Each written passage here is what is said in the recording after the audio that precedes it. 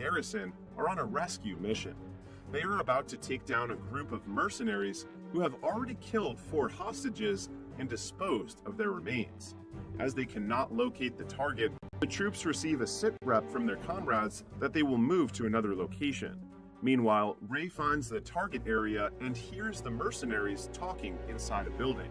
This prompts him to stand outside and impinge on the door, where the mercenaries make a response by firing from inside. Ray takes out a stun grenade from his pocket and throws it inside, making the mercenaries temporarily blind as well as lose hearing and balance. He then immediately asks, despite the lieutenant's order, to hold on to the breach, single-handedly taking out all the targets with his rifle before going searching for further hostages. As Ray inspects the ground floor, he suddenly hears creaks on the ceiling, so he goes upstairs. On the second floor, he reloads his rifles and shoots more of the mercenaries. Once they are all down, Ray throws a smoke grenade into a room and silently enters, where he finds the last mercenary pointing his gun at the hostage's head. He slowly approaches them, but stops when the mercenary orders him to drop his rifle. Afterward, he inquires about what the mercenary wants, learning that he needs Ray's forces to pull back and a helicopter to flee with. Ray orders his teammate to hold fire while negotiating a deal with the mercenary before providing him with a chopper. He asks the mercenary where he keeps the phone, and as soon as the guy turns his head to show him, Ray pulls out the gun and shoots him. This leads Ray and his troops to a successful rescue operation as they get their target hostage secured from the mercenaries. After that, the U.S. military aircraft transports them to Aviano Air Base in Italy, where the U.S. Air Force has permitted them to spend their vacation anywhere inside the country. Since that is the case, Ray feels happy to be able to reunite with his wife, Gina Garrison, who is waiting for his arrival on their base. They will finally get the opportunity to spend time together and enjoy the holiday by going to a coastal village in Italy located on the Amalfi Coast. Once Ray and Gina reach their destination, they immediately drop themselves at a hotel to get some rest. The following day, when Ray wakes up, there is a letter from Gina telling him that she is going out to get something for their breakfast. While waiting for Gina to return, he goes to take a bath when suddenly 2 mercenaries appear from within the room and abduct him. Soon after, Ray discovers he is being held captive by a bunch of mercenaries while strapped to a chair. Martin Axe, the leader of the group, eventually appears in front of Ray and confronts him about the involvement of the US military in their objective to take hostages. Ray remains silent, so Martin presents him with Gina, who is also abducted by them, and presses him once more for information about who gave him the heads up to intervene in their hostage-taking in Mombosa. But Ray still refused to disclose anything, claiming he was merely following orders and had no idea who might have tipped him off. In light of this, Martin brutally murders Gina in front of him, who promises vengeance after witnessing the act. But before he can do anything, Martin already takes his life. And yet, Ray wakes up later at the Rising Spirit Technologies laboratory, where he is in an experiment led by the head scientist, Dr. Emil Harding. Harding is taken aback when Ray regains consciousness and remains stable, so he and his colleague, KT, immediately visit him. Once inside Ray's room, Harding explains to him that the US military usually lets RST take over disabled military veterans and other military patients so that the cutting-edge biotechnology here can cure them. But Ray's case is exceptional because he was the test subject of their experimental nanite technology, which brings him back from the dead. This makes him the first successfully resurrected RST human subject of the RST's Bloodshot program to have his whole bloodstream replaced with nanites. This piques Ray's interest, and he demands Harding to break down every aspect of nanotechnology for him. After showing him the operating room and saying they work on developing methods to increase the speed and strength of the military's armed forces, Harding then brings Ray to his private laboratory room and suddenly slashes his hand to demonstrate the nanites. He reveals that the nanites are helping his body recover from injuries, and it can also make him stronger. However, Harding cautions Ray that his nanites can run low, so they need to be recharged regularly to keep them from wearing out and causing him to die again.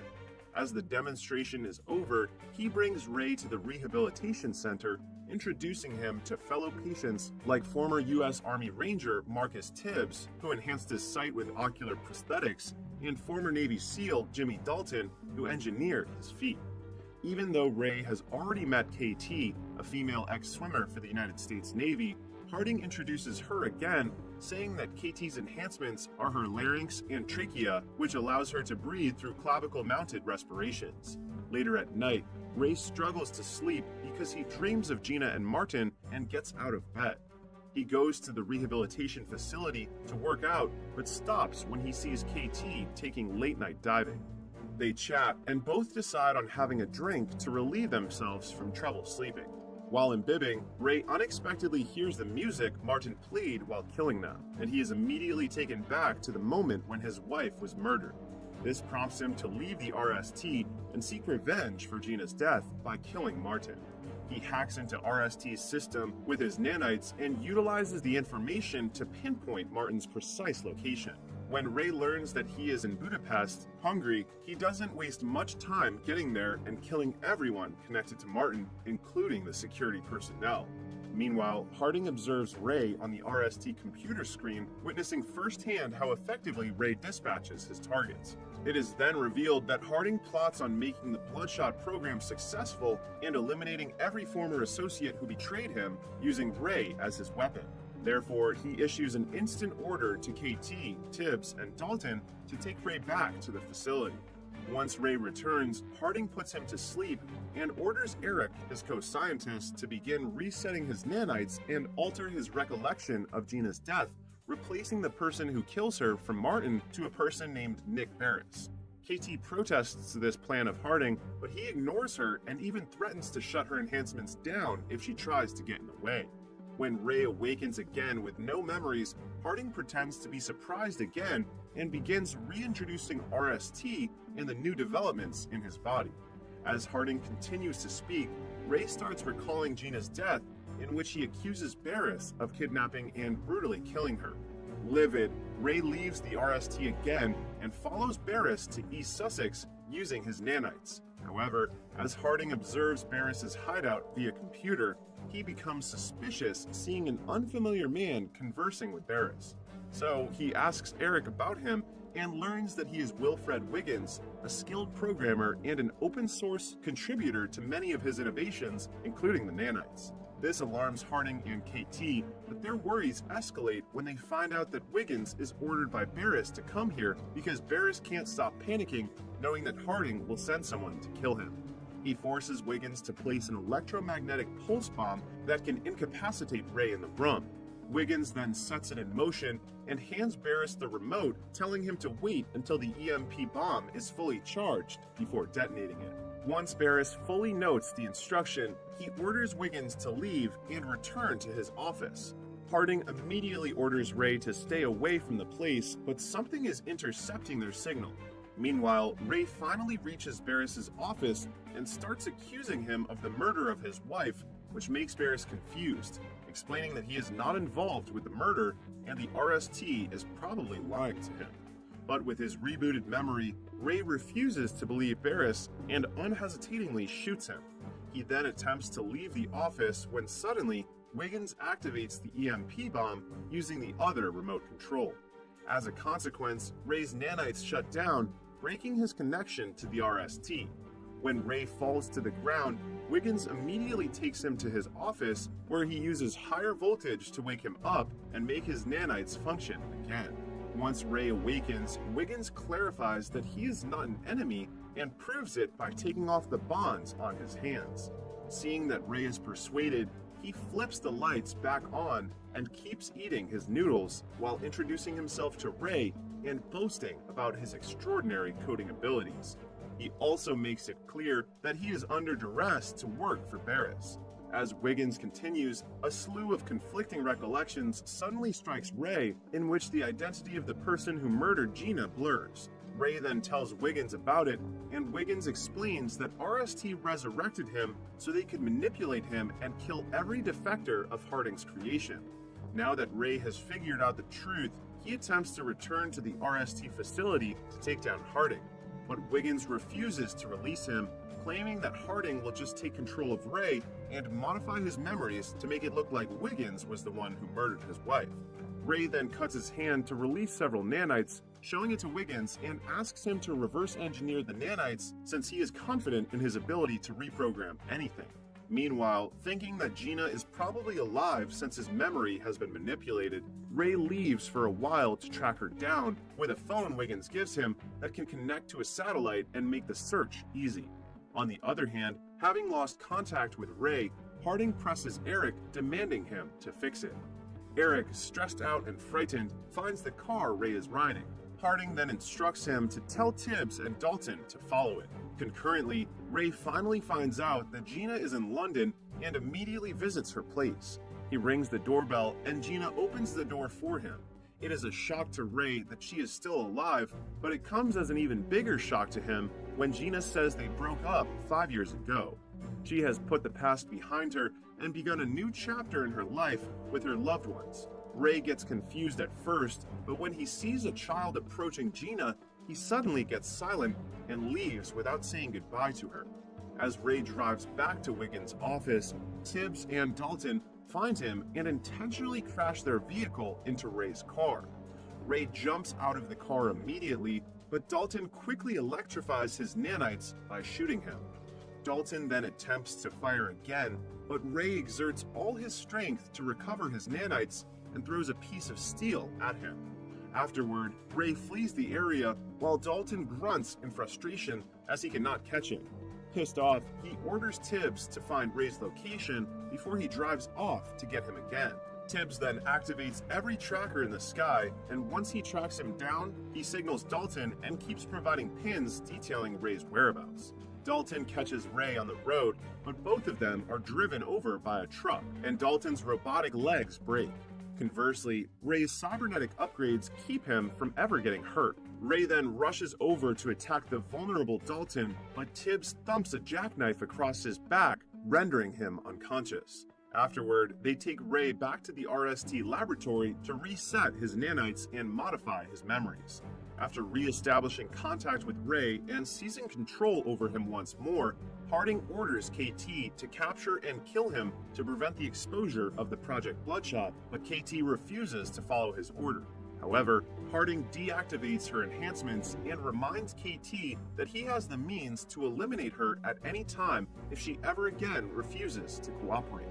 He then activates her enhancement again, and KT has no choice but to do his command in capturing Wiggins. Soon after landing in London, KT gets a call from Eric informing her that Wiggins is in the Monteverde in Soho and has brought guards with him. KT then takes mental note of Eric's detailed description of Wiggins and patiently awaits his arrival at the front door. When she finally spots him emerging from the building, she launches her strategic attack by borrowing a lighter from him and blowing smoke right at his face until he passes out. KT then knocks off Wiggins' guards to ensure that no one would stop her from capturing Wiggins. But instead of murdering Wiggins, she plots a scheme with him against RST. KT has favored him for his potential assistance in her plan to escape RST's control and destroy the company's Bloodshot project.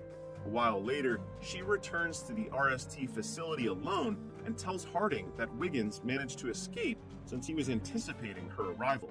She then places the responsibility on Eric, saying he was careless in his search for Wiggins, leading to Harding's disappointment.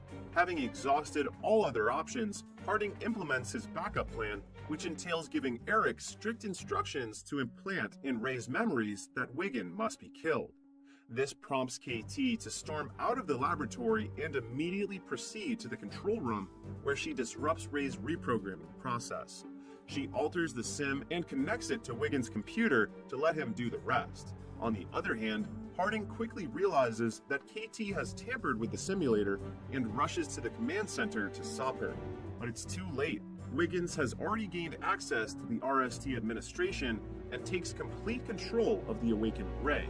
In preparation for Harding's arrival in the control room, KT suits up in body armor laden with smoke grenades. Once inside, Harding makes another attempt to use his remote to shut down KT's rebreather, only to find that he has been locked out. KT throws the smoke grenade at him and runs out of the command center. Afterward, she initiates phase 2 of their operation and destroys the RST technologies using canisters. Meanwhile, Harding informs Dalton and Tibbs that KT has gone rogue and Ray is awake and offline, and commands them to find Ray, shut him down, and eliminate him if necessary. In the light of this, Dalton and Tibbs instantly put on their combat gears and grab their high-tech weaponry. Tibbs tracks down Ray with the help of the cybernetic eyes monitoring system, while Dalton is on the mission of bringing him to heel. As they begin their task, Tibbs spots Ray on his way to the 74th floor level and notifies Dalton. Dalton, anticipating Ray's arrival on the floor, activates his advanced technology weapon and waits for an opportunity to attack. As expected, a battle breaks out between the two. However, it soon becomes clear that Ray is too powerful to be stopped alone, causing them difficulty recapturing him. Their battle gets more intense when the building begins to collapse and Dalton lets Tibbs fall even though he hears him yelling for aid. Dalton has no remorse and is solely focused on destroying Ray, but also gets killed when Ray falls, dragging him off the building. Ray, on the other hand, survives due to the nanites that protect him from damage. Afterward, he prevents Harding from driving away by throwing Dalton's artificial leg extension in his direction. This causes Harding to get out of the car and pull out his modified weapon to fire at him, trying to wear off the nanites in Ray's system. But Ray does not worry about him getting killed and proceeds to walk toward Harding. That forces Harding to reload his gun with a new grenade launcher and fire at him again. He expects that Ray will finally stop since his nanites levels are depleting. However, Ray is eager to eliminate Harding despite knowing he can almost put himself at risk of death once the nanites in his body overclock and get destroyed. He pulls the pin on a grenade that the nanites disassembled and detonates it just as Harding manages to choke him, ensuring their mutual demise. After a while, Ray wakes up and sees Wiggins sitting beside him, who manages to bring him back to life. Wiggins also enhanced Ray's physical endurance, making his nanites completely independent. The movie ends with Ray getting a fresh start in life with his new family, Wiggins and KT.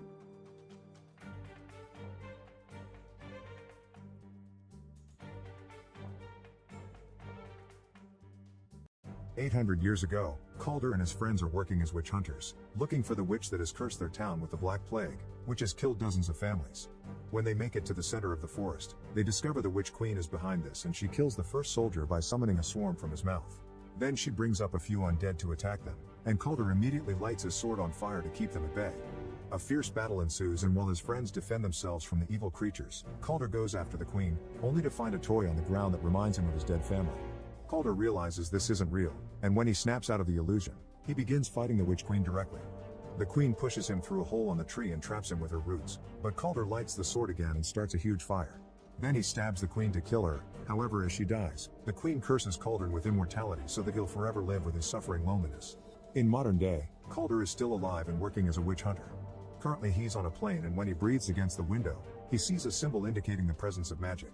Using a pin on a glass of water as a compass, Calder finds the witch and gets rid of the person on the seat next to her by spilling the water on his lap. It turns out this witch is traveling with some ancient runes in her bag, and that's causing a storm that will make the plane crash soon. In fact, the plane suddenly begins to shake, but Calder grabs the runes and deactivates them, making the storm instantly go away. Sometime later, Calder visits his dear friend the 36th Dolan, who works for the Axe and Cross organization like him. It's revealed that witches still exist and are allowed to live alongside humans as long as they don't use magic against them. Calder only intervenes when it's necessary to keep peace. The Dolan will be retiring soon after 50 years of service, so Calder gives him an antique pen to. He also learns that his friends has already chosen the 37th Dolan, a young man that vows to watch out for Calder. Afterward, the 36th Dolan takes a cab to go home while the mysterious Belial watches from afar. The next day, Calder receives a call informing him that the 36th Dolan died in his sleep last night. Devastated by the news, Calder goes to watch the ceremony in which the young man is officially declared 37th Dolan with a burning mark on his arm. Then the two of them go to the dead Dolan's apartment to investigate the death. Calder uses the usual tricks to check for elemental magic, like the breath on the window and a lighter, but there aren't any signs. However, when he's about to leave, he finds 3 dead insects and finds it suspicious. He uses a special powder on the floor and reveals a pentagram, which suddenly explodes and makes runes appear on the walls. This confirms the entire room has been cursed with the rare black magic and that his friend was murdered. When looking further, Calder discovers the pen is gone. He also finds a book with a bloody fingerprint and begins suspecting the new Dolan, but the guy reveals his burnt hands to prove his innocence. When he was a kid, some witches set his house on fire, and it had been Calder who saved him from it. Afterward, the duo goes to the local bakery and force their way into the kitchen, where people are cooking with creepy ingredients. The powerful witch Max is there selling illegal uppers and tries to escape with a cloud of butterflies when he hears them, but Calder blocks his way by capturing the butterflies in a jar. Max says he knows nothing about a user of dark magic, but after Calder insists with a threatening tone, Max explains he sold a forbidden herb to a stranger. Max is blind so he can't describe the guy, but he smelled the scent of arsenic and rotten apples on his body. This gives Calder the idea the killer is in a funeral parlor near an apple tree, so he sends the Dolan home for his safety and goes to investigate alone. Meanwhile, a kid is shocked to find a trail of gummy bears on the streets and follows it to find a beautiful gummy tree near a bright house where Belial is watching. When the kid grabs the gummies, Calder stops him and reveals they are actually rotten apples. The house turns old and ugly, and when Calder enters to investigate, he finds a young scared girl. Calder approaches her only to discover she's a warlock in disguise called Alec. The warlock tries to attack Calder and stabs his hand before running away. Calder's wound quickly closes and goes after Ellis, throwing a knife to stuck him on a wall. After finding Dolan's gift pen, Calder knocks Alec out and takes him to the Council of Witches, where the 37th takes the chance to punch Alec for revenge. The council leader Glazer uses card reading to prove Alec is guilty, and she ignores Calder when he says Alec couldn't have been working alone considering the powerful spell he used. Glazer summons a terrifying creature known as the Sentinel and feeds Alec to it without hesitation. Then Calder notices a dead insect on Glazer's clothes, giving him an idea. He checks on the 36th Dolan's body and uses a carved candle to prove the presence of magic. Then he checks Dolan's neck and finds another insect that proves he isn't dead. He's actually been cursed by old-school black magic. The only way to get rid of the curse is to kill the warlock that cast it. Since Alec is dead, this proves he was working for someone. Calder also notices a cut on Dolan's finger and goes to recheck the book, finding multiple bloody fingerprints left on purpose to form a message. Remember your death. Since Calder doesn't remember his early life, he goes to a witch bar for help. His mere presence scares all the witches away except for the owner Chloe, who Calder asks for a memory spell. Chloe is hesitant to help a witch hunter because he hunts her kind, but she accepts when Calder explains it's for the sake of a friend. She proceeds to put a memory potion inside a cherry, and when Calder eats it, he suddenly finds himself in the cursed woods, seeing his own charred corpse kneeling on the ground. However, when he's about to see more, Belial shows up and pulls him out of the spell. When Calder suddenly finds himself chained to the floor. By breaking his fingers, he manages to get his hand through the cuffs and frees himself before going after Belial, triggering a fight. Unfortunately, Calder is still under the effects of the spell and keeps seeing hallucinations, so he can't fight well. Belial uses the chance to set the bar on fire, leaving Chloe to bring Calder back from his trance. Calder thinks she's the queen and tries to kill her, but she blows a powder into his face and wakes him up just in time. Calder tries to catch Belial again, but Belial opens a root hole on the floor and disappears. Chloe tries to use a fire extinguisher to no avail and laments the loss of her bar because it's all she had, so she says Calder is a monster like everyone says. Later in the evening, Chloe hears a weird noise in her apartment and suddenly all the lights explode, allowing roots to open another hole in the floor and drag her down to hell. Chloe tries to struggle free from their grasp and notices Calder's hand helping her, but at that moment she wakes up and finds herself in the cathedral. Calder and the 37th Dolan are researching Belial, and Calder asks Chloe for help again, convincing her to collaborate to get revenge for her bar. Chloe accepts, but with her bar gone she needs ingredients for the potion, so she takes Calder to a friend's house. When they arrive there, Chloe is devastated to discover her friend has been murdered and all the important plants were stolen. At that moment she gets a call coming from her friend's phone, but it's Belial with a message threatening them with more attacks incoming. Since they don't have other choice, Calder goes to see the dangerous witch Danique, who accepts to lend them the plants. However, while Chloe is distracted checking the plant, Calder suddenly begins seeing illusions of his family. It turns out Danique is a traitor, and while her employees catch Chloe, Calder gets trapped in a memory spell. He enjoys seeing his family again, but his happiness is interrupted by Chloe, who keeps talking and pushing until he wakes up. Back in reality, Calder finds himself being dragged away by Danique's men. He immediately knocks them all out and finds Chloe, freeing her before interrogating Danique. The witch swears she doesn't know Belial's intentions, she only got him the plants he needed. Calder decides to leave without punishing her, but Chloe takes revenge by stealing Danique's magical gem and destroying it, which reveals Danique's real hideous face. Afterward, Calder has a chat with Chloe and confirms she's a dreamwalker, meaning she shouldn't need potions to get into someone's mind. Chloe confesses she's afraid of her ability because when she used it on her brother he died, so Calder takes her to a sacred place that shows the history of witches. After teaching her of her legacy, he reminds her he can't die and guides her through the process of seeing his mind. The duo revisits the night of the curse and finds Calder's charred body, which roared when his friends came closer. When the first Dolan tried to destroy the queen's heart, Calder began screaming in pain, meaning they couldn't kill the queen without killing Calder too. The heart was kept hidden, and Chloe realizes Belial killed 36 Dolan because he knew where the heart is and will use it to bring the queen back. Meanwhile, Belial kidnaps Max to take him to the old woods, where he puts it against a tree to sacrifice him to the witch queen as he summons it with the heart. Back to Calder, he goes to the cathedral and yells at the 37th Dolan because nobody in the organization ever told him they hid the heart. The young man responds the 36th Dolan had been considering destroying the heart to grant Calder his freedom. He also provides Calders with the location of Belial's truck, which can be tracked. Moments later, Calder arrives at the woods and discovers Max has been possessed by the witch queen. Chloe suddenly appears behind him, but when Calder gets distracted, Belial drops the illusion and attacks Calder with fire magic followed by a few shots. However, Calder is fast and quickly throws a knife to kill him.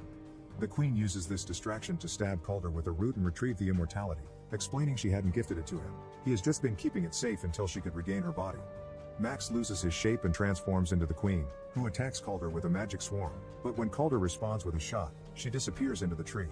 Calder rushes back to the city and discovers the 36th Dolan has reawakened. However, Calder isn't happy. He knows the queen will cast a black plague curse and he can't do anything to stop her. The Dolan reminds Calder he already killed the queen once and encourages him to try again. Determined to prove himself to his friend, Calder retrieves a legendary sword plus a bunch of runes to arm himself. Then he leaves with Chloe and the 37th Dolan to visit the council room, where the plague tree is kept away from evil hands. Glazer is found dead, confirming the queen is here to unleash the plague. They follow a secret corridor into the cave where the council kept the arrested witches, and Calder breaks a wall to release Alec's body, which is chanting away the plague spell. While Chloe enters Alec's mind, the sentinel shows up. It is met with fire from Calder and Dolan, but bullets do nothing. Calder is pushed away, but he quickly recovers and jumps on top of the sentinel to stab him with the sword and shoot right into its weak spot, making it explode. Meanwhile, Chloe appears in Alec's mind and tries to stab him, but Alec jumps on her and pushes her down to kill her. After some struggling, Chloe manages to push back and throws Alec into the root hole, which instantly stops the chanting of the plague spell. While Chloe returns to reality, Calder goes after the queen, who creates the illusion of a post-apocalyptic world to fight Calder there. Because Calder is mortal now, every hit leaves a scar on him. After exchanging a few hits, Calder manages to stab the queen, but this only gets rid of the illusion. Back in reality, Calder uses a rune to light his sword on fire and knocks down the queen again, but when he is about to land the final blow, he's interrupted by the 37th Dolan, who shows up holding Chloe at gunpoint. It turns out he's a witch too, but he isn't capable of using magic, and the witches Calder killed when he was a kid were his parents. The Dolan shoots Calder and hands Chloe to the witch queen, who immediately uses her to start the chanting again and finally releases the plague all over the city. Dolan hopes he'll be granted magic as a reward, but the queen sees magicless people as useless and kills him with her swarm. Meanwhile, an unconscious Calder begins dreaming about his family, who support him and motivate him to try again. Calder wakes up and uses the weather rune from the plane on the sword to activate a lightning effect. He proceeds to throw it at the queen, effectively killing her and gaining back immortality. As his wounds heal, the plague disappears from the city.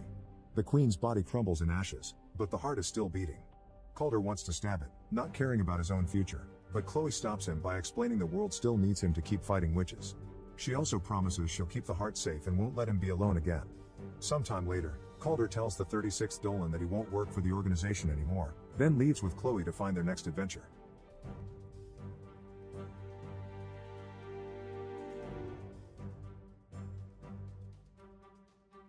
Steve Rogers is a small, skinny kid who constantly gets bullied by those around him. It's the middle of World War II and he decides that he wants to enlist in the military to help out. But he's half the size of every other man there, and has a bunch of different conditions and diseases. He's so pathetic that the army refused to let him join as he would be too much of a liability. He respects everyone that fights for their country, and his only wish is to do the same. Steve hates bullies and stands up to them whenever he has the chance. However, it usually ends with him getting beaten up and thrown around like a rag doll. He does have one friend, Bucky Barnes, who defends him whenever he can. Unfortunately, Bucky is leaving to go to war tomorrow, so Steve will soon be all alone. They decide to spend one last night together at a science expo and meet with two pretty girls. But they are both interested in Bucky and neither one of them pay attention to Steve, probably because he's 5'3". A man named Howard Stark is on stage showing off his new invention, a flying car. Even though it fails, everyone is still impressed. While Bucky is distracted by the show, Steve sneaks off to try and get into the army again. There is a recruitment center at the expo. His friend tracks him down and tells him it's a bad idea. Even if he gets into the army, he is too weak and could end up dying. Steve insists on trying again. He believes it's his responsibility as a man to protect those around him. A strange doctor overhears their conversation.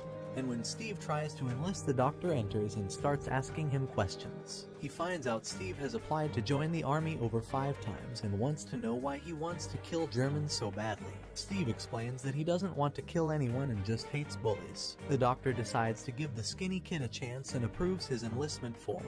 Meanwhile, a German man named Johann Schmidt is trying to build weapons of mass destruction. He has recently discovered a blue glowy cube known as the Tesseract, and wants to use it to help Germany win the war. With the help of his assistant, he manages to harness unlimited energy from the Tesseract, and realizes that he can use this power to take over the world. Elsewhere, Steve is going through basic training. The doctor has created a serum that can turn anyone into a super soldier, giving them immense strength, power, and endurance. But he is only able to give it to one person and thinks Steve is the right man, and so does Agent Peggy Carter, who takes a liking to Steve when she sees that despite his shortcomings, he continues to keep pushing forward and never gives up. However, the Colonel doesn't like him and thinks it's a waste of time trying to train such a puny man. To use the serum on Steve would be like throwing money down the drain. Steve starts to wonder why the doctor wants him to be a super soldier when everyone else is clearly so much better than him. The doctor explains that it is because Steve is a good man, who only wants to help others even though the world is horrible to him. His muscles may be tiny, but his heart is big. The day of the procedure arrives, and Peggy takes Steve to a secret facility, hidden underneath an antique store. It is filled with doctors and nurses who are ready to inject him with their juices. He takes off his shirt and enters a weird-looking machine. The Colonel watches from above with some of his colleagues. Howard Stark is also there working with the doctor. The machine closes and the procedure begins. He gets injected with the serum, but he starts screaming out in pain. Peggy yells out to stop or he will die. Before Howard can turn the machine off, Steve tells him not to, and says that he can do this. The procedure continues, and when it is finished, the machine doors open, revealing a fine specimen of a man with juicy muscles. He is no longer a weakling, and everyone is shocked. Suddenly, a man in a suit steals a vial of the serum and shoots the doctor before running away. With his last dying breath, the doctor reminds Steve to always be a good man. Steve chases after the thief as fast as he can, surprised that he is now able to run super fast without getting tired and can jump over fences with ease. He starts jumping from car to car until he lands on the vehicle the thief is driving. While trying to shake Steve off, the driver crashes the car and is forced to continue on foot. He takes a hostage and shoots at him, trying his best to get away. When he runs out of bullets, he disposes of the hostage and gets into a high-tech submarine. But Steve is so powerful now that he is able to catch the submarine and the thief with ease. Realizing he doesn't stand a chance, the thief ends his own subscription to life. Before dying, he says 2 words, "Hail Hydra." Hydra is a German organization that wants to win the war and take over the world. Schmidt is their leader, and he has been busy creating a super weapon, capable of decimating every country on Earth, even Germany. Schmidt wants to create a new world where Hydra is in control. When some German soldiers find out what he is doing, they don't like it, but he deletes them before they have a chance to warn anyone. His assistant, Zola, starts to worry that Schmidt has gone crazy. When Steve finds out about Hydra, he wants to go after them. The Colonel doesn't want him and says the procedure was a waste. Steve is just one man and there's nothing he can do for them. Feeling defeated, Steve starts to work as a performer, dressing in red, white, and blue and calling himself Captain America. He entertains people all over the country, providing them morale during the war. He becomes famous and even gets his own comic book. However, Steve isn't happy with his new life and feels like he could be doing more to help. One day, Peggy comes to one of his shows to see him. She mentions that the Colonel sent a regiment to go and deal with Hydra, but out of 200 men, only 15 returned. The rest were killed or captured. Steve realizes that his best friend Bucky was one of the soldiers that were captured, and he wants to get him back. But the Colonel isn't interested. He says it would be too dangerous and he doesn't have enough men. Steve decides he is going to go and get Bucky back all by himself. Peggy and Howard help by flying him to the Hydra base. When they arrive, Steve jumps out of the plane and parachutes to the surface. He gets into the base by sneaking into a truck and slowly makes his way to the prisoners without getting spotted. But Bucky isn't there with them. The prisoners all rush out of their cell and start to attack the Hydra guards, even stealing their own weapons to use against them. It doesn't take long for them to get control of the base. When Schmidt sees this, he pushes a self-destruct button that will destroy the base in 6 minutes, giving himself and Zola enough time to escape. After searching the base, Steve manages to find Bucky, who is happy to see him. He is surprised to see that Steve is now 6 feet tall and built like a white Ronnie Coleman. When the timer reaches 0, the base starts to explode. Steve bumps into Schmidt and punches him in the face. The two fight and Schmidt is able to knock the super soldier to the floor. It is revealed that many years ago, Schmidt took the super serum himself. However, it wasn't fully completed yet and had terrible side effects, making Schmidt all red and deformed.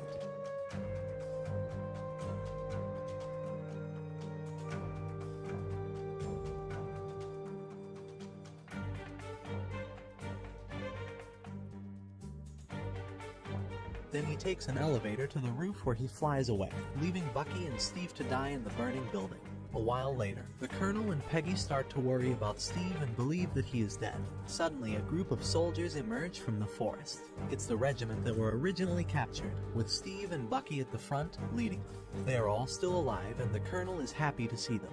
All the soldiers cheer for Captain America. After earning the Colonel's respect, Steve puts together a team of soldiers to take down Hydra. Over the past year, he has grown from an invisible weakling to a famous hero, and he starts to get a lot of attention from women.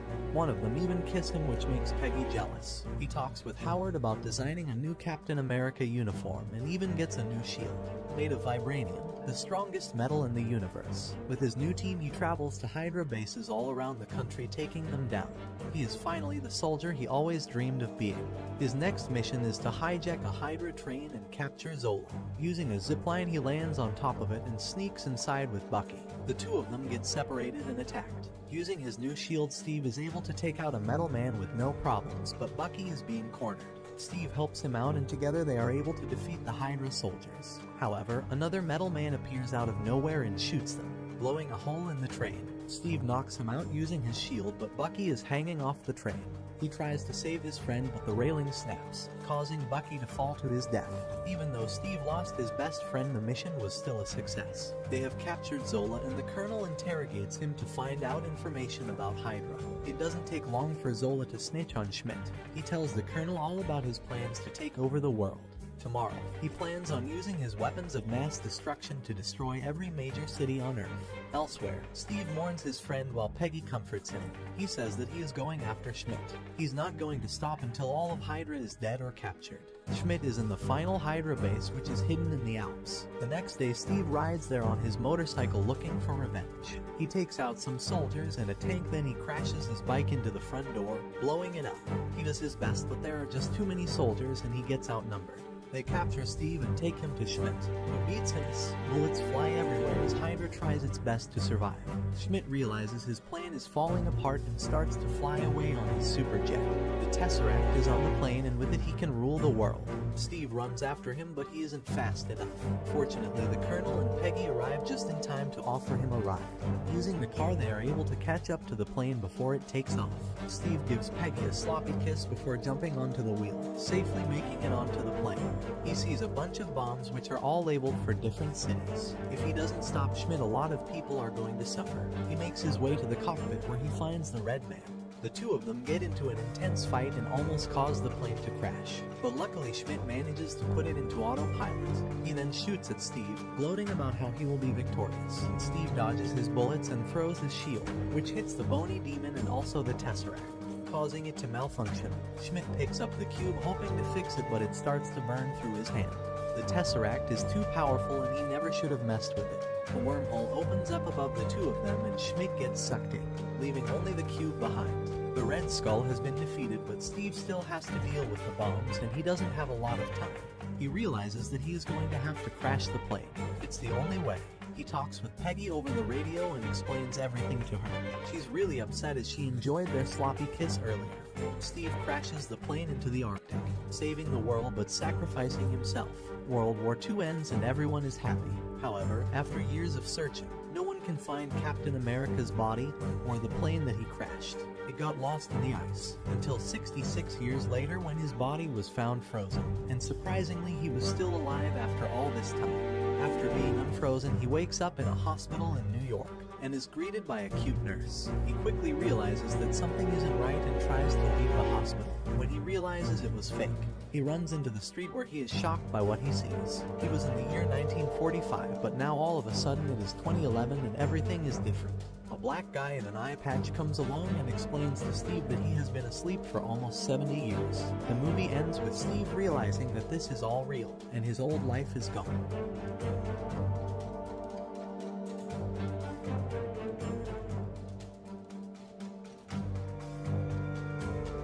After finding a robot dog that has escaped from a secret base, a young man begins to be chased by the army and will need the help of the android animal to survive.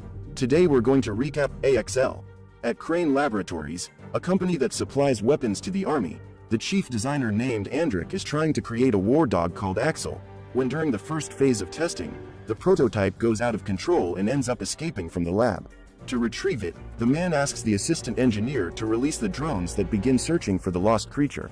While his devices are searching, Andric receives a call from Captain Alicia Weber, the army representative who hired Crane to build the AXL, tired of waiting. The woman says that the demonstration will take place in 2 days and asks for immediate access to the prototype, but as the drones haven't found it yet, Andric has to string the American army along until they recover Axel. A young man called Miles is taking part in a motocross race when, at the last corner, he ends up being hit by another competitor and falls off the bike with such force that his chain splits in half. Frustrated, Miles carries the vehicle to his father and asks for the extra chain, but Chuck replies that that was already the spare and now they don't have any. In order to continue in the race, the man goes to the pit of another team's competitor and asks if they have a chain to replace the broken one. Even though they are rivals, Sam, the driver who knocked Miles down, agrees to help and asks one of the employees to deliver the object, but the team boss refuses to help, saying that he only has one left and that they will need it for the next race. At a loss for what to do, they return to the pits while being followed by Sarah, one of Sam's team members who has decided to pick up a hidden chain and give it to Miles on her own, allowing him to fix the bike for the next race. After the start, Sam stayed in the lead for most of the time, until as they neared the end, Miles managed to overtake him and take first place, winning the last race of the day. After the dispute, Chuck and his son are storing the tools in the van when Sam shows up to invite the young man to a party at his house. As he has to work the next morning, Miles refuses the invitation and Chuck waits for his opponent to leave to try to convince his son to go, because according to him, Sam's father has a lot of contacts, and if they manage to make friends, maybe they can get a sponsor so they don't have to ask for chains next time. Convinced by his father, Miles goes to the party where Sam and his friends are doing stunts and broadcasting everything live to show off in front of everyone. Sam takes an industrial blowtorch and asks his friend to burn it while he sets fire to an abandoned car, but Miles doesn't feel comfortable and decides to go somewhere else while no one is looking. From the pool, Sarah sees the young man leaving and decides to go after him, finding him in the garage with Sam's motorcycle collection. After staying late at the party with the girl, Miles goes home and starts washing his bike on the sidewalk when Sam passes by and invites him to record some videos on the track. Even though he's sleepy, the young man accepts and does several maneuvers one after the other. But when he decides to take a break, Sam is responsible for distracting him while his friends open the bike's tank and pour in several cans of energy drink. Unaware that he has been sabotaged, Miles starts the vehicle and goes for another maneuver, but when he reaches the end of the ramp, the bike stops working and he ends up losing control during the jump, crashing to the ground. While Miles writhes in pain, Sam only cares about the recording and leaves as soon as he realizes that the images are good, leaving only half a gallon of gasoline and some clothes for the young man. Even in pain, Chuck's son gets up and empties the tank, putting in the new gas and trying to start the bike, but while he's doing everything he can to get it started, he hears strange sounds coming from inside an old container and decides to go closer to see what's going on. Frightened, Miles approaches apprehensively and enters the metal structure where he meets Axel, who marks him as the new target. Desperate, the young man runs to the motorcycle and manages to start it, driving away as fast as he can, but instead of leaving, the genius has the idea of going back to see the creature again, and is surprised by it. With almost half a ton of steel rushing towards him, Miles speeds up as fast as he can and uses the abandoned buildings to try to lose Axel, causing the creature to hit a truck. Even so, the cyberpunk dog is still after him and Miles decides to jump down a ramp, causing Axel to activate Boost to try and catch up with him in the air. Because of this, the dog ends up making a mistake and flips over at an absurd speed, crashing into some hardware. From afar, Miles hears Axel's sounds of pain and decides to go closer to see what has happened, finding the robot badly damaged and with a steel beam through its shoulder. As the young man approaches, Axel becomes even more stressed and his self-destruct protocol begins, but with less than a second left, Miles manages to reassure the android dog, which cancels the explosion. With the creature calmer, the young man pulls the object through his arm and is automatically put on Axel's list of trusted people, who send his software to the young man's cell phone. Looking at the application, Miles sees that the dog needs maintenance and takes it into the container, spending the whole night repairing it with a kit and some parts from his own motorcycle, as well as using the rest of the gasoline to refuel it. Able to walk again, Axel gets out of the container and starts sniffing Miles, who decides to take his muzzle off. Finally free, The dog asks to play and starts running around the abandoned buildings with the human, but while they're having fun, the Crane drones manage to locate them and one of the engineers suggests deactivating the robot. Observing his creation's interaction with the human, Endrick realizes how many things Axel has learned from the young man and decides to leave the two of them alone for a while longer, connecting the cameras in the dog's eyes for monitoring. At home, Sam is watching the video they made the day before when Sarah shows up asking for the exact location of where they left Miles, going to the abandoned building to look for him. As soon as he hears the girl's voice, Axel goes into defense mode and rushes towards the vehicle, jumping on the bed and breaking the truck while trying to hit Sarah. Desperate, Miles runs towards the two and manages to calm the dog down, making it see the girl as part of the team. After this, the trio are camping when Sarah says that Axel must have been created by the armed forces and tries to convince Miles that they should return it, but the young man argues that the robot is full of bullet holes in the bodywork and that they weren't taking good care of it, so he has no intention of giving it back. Back in Crane, the engineer begins to check the young men's data and discovers that they both have financial difficulties, suggesting that they will accept any amount they offer, but Endrick insists that they should leave them with the robot, as it learns new things every second it spends with humans, greatly advancing the research work. The next morning, Axel unhooks Sarah's truck and the three of them set off for town, but as no one can know about the dog, Miles covers it with a tarpaulin and starts to fuel up the vehicle.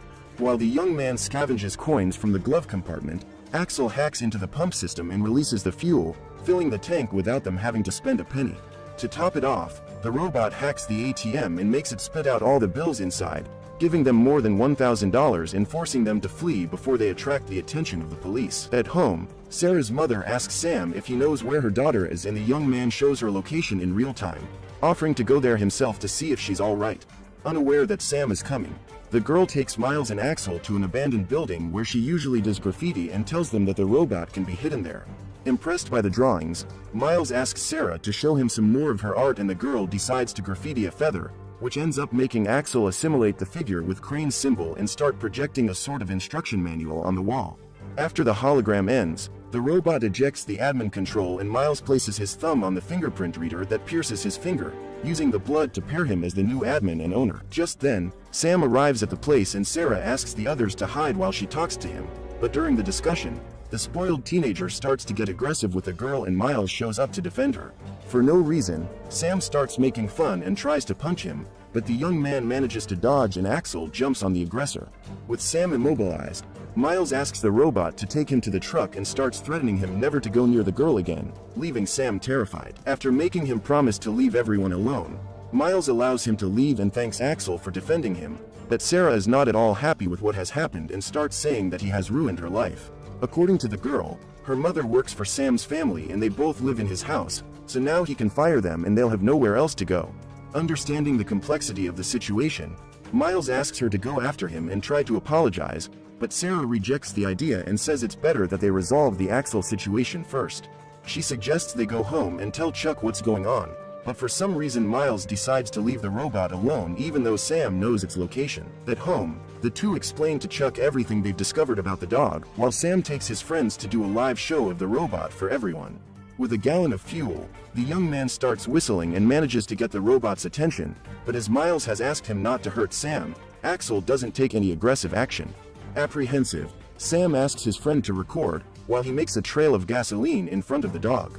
Wondering where this is going, Endrick sends 2 teams of agents to rescue Axel, but they are still a long way off and will take more than 2 hours to arrive. Back in the abandoned building, Sam throws a ball in the dog's direction to get him to come closer and picks up the blowtorch to burn the gasoline. Analyzing the object, Axel manages to identify that it is a weapon, but still does nothing to defend himself, standing still while the two approach. At home, Miles asks his father what they should do and he suggests that they return the creature, but while they are arguing, Sarah sees Sam's live and interrupts them saying that they should go back as soon as possible, making the young man leave and leave the admin key behind. With no one to stop him, Sam turns on the blowtorch and sets fire to the gasoline, which explodes right under the robot, damaging the system and putting it into safety mode. With what little energy he has left, Axel communicates with the two via cell phone and gives them the location of a workshop where they can start cleaning and repairing. After working all night, the couple manages to reset the robot's circuits, which programs a system reboot for 2.5 hours from now, leaving them with nothing to do. While the two wait, Chuck is visited by one of Crane's agents who threatens him to enter the house and search it. After confirming that Miles is no longer there, The man asks if Chuck has seen the admin key and he replies that his son's things are in the garage, leaving the agent to search, while he takes the device from the table and hides it in a safe place. With that done, Chuck takes his bow and manages to overpower the employee, disarming him and handcuffing him to a chair. From headquarters, Andrick sees that his agent has been captured and goes into a state of denial, but the engineer is tired of being ignored and takes advantage of the moment of distraction to send an email to Alicia telling her everything that has happened. Unaware that he has been betrayed, Andrick manages to track down Axel and sends his remaining units to capture the three, but while they are searching for the humans, the reboot is completed and the robot begins to attack them. To defend themselves, the agents fire high-voltage weapons that try to overload the dog, forcing Miles to jump on top of the soldier and allowing Sarah to surrender all of them. With the battle over, Axel begins to remember the latest events and goes into hunting mode, abandoning his administrators to go after Sam.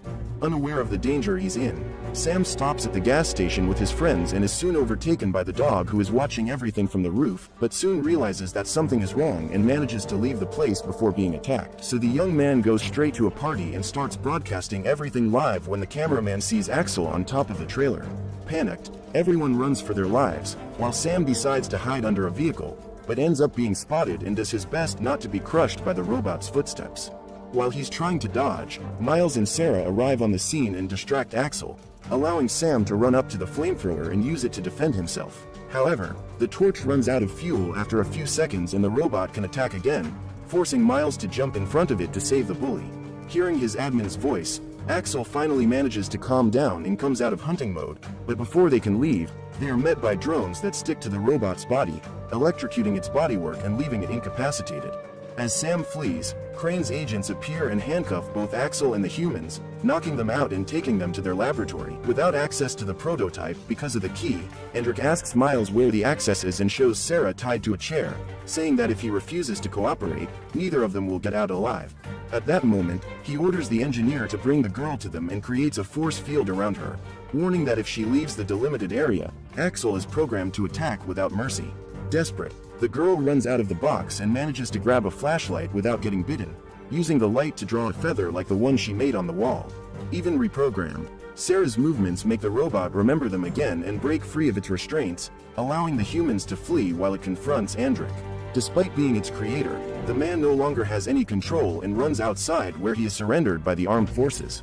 Thinking they've come to help, Andrick says they're on the same side and warns them that Axel is still inside, but the men don't listen and handcuff the chief designer, making him realize he's been betrayed. Inside, Miles manages to reach his motorcycle and says goodbye to Sarah, who decides to give herself up, staying behind to distract the enemies. Sacrificing herself for the man she loves, the girl surrenders and is captured for interrogation.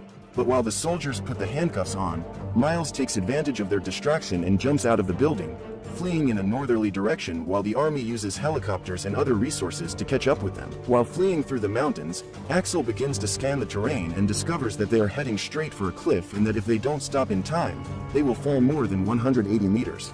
Even so, the two friends don't give up and accelerate as fast as they can, suffering a nasty fall into the abyss. When he gets up, Axel realizes that Miles' arm is broken and decides to sacrifice himself to save the administrator, saving all the data in the cloud and activating the self-destruct, while running towards the helicopter. At this point, the drones reach the robot and begin to electrocute it, but Axel doesn't give up and continues to lure the aircraft away from Miles. When he gets to a safe distance from the young man, the dog starts the countdown and stares at the admin for a few seconds, then turns towards the helicopter and detonates it. After the explosion, the soldiers surrender Miles and decide that they need compensation for all the risk they have suffered, paying for a scholarship for the two of them at robotics college. Living together, the two adopt a husky puppy and go for a weekend at the beach, but during their break, Miles receives an envelope from his father containing the administrator key and decides to touch the fingerprint reader, causing the application to be installed on both their cell phones and activating the assembly module. What did you think of this movie?